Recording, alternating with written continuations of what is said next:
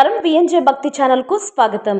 కడియం మండలం కడియపులంక శ్రీ ఆంజనేయ స్వామి ఆలయ కమిటీ ఆధ్వర్యంలో పవిత్ర కార్తీక సోమవారం పురస్కరించుకొని కోటి దీపోత్సవ కార్యక్రమం ఎంతో వైభవంగా జరిగింది.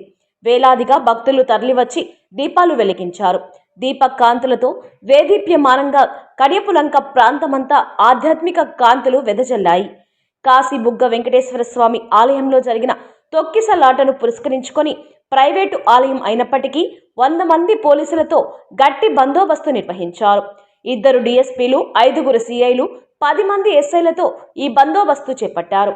అగ్నిమాపక శకటంతో సహా ఇక్కడ సిద్ధం చేశారు. ఎలాంటి చిన్న అవాంఛనీయ సంఘటన కూడా చోటు చేసుకోకుండా పోలీసులు ఆలయ కమిటీ వారు ఏర్పాటు చేశారు. ఆలయ కమిటీ అధ్యక్షుడు పల్లా సుబ్రహ్మణ్యం ఆధ్వర్యంలో ద్వితీయ కోటి దీపోత్సవం ఎంతో కన్నుల పండుగగా సాగింది. కార్తీక మాసం 2వ సోమవారం ఉదయం ఆంజనేయ స్వామి వారి జన్మ నక్షత్ర పూజ, సాయంత్రం పార్వతీ పరమేశ్వరుల శాంతి కళ్యాణం, అనంతరం కోటి దీపోత్సవ కార్యక్రమం వైభవంగా నిర్వహించారు. ఆలయ ప్రాంగణంతో పాటు ప్రధాన రహదారి, చెరువునలు దిశల జెడ్పీ హై స్కూల్ ప్రాంగణం మొత్తం అంతా ఈ కోటి దీపాల కాంతులతో వెలిగిపోయాయి.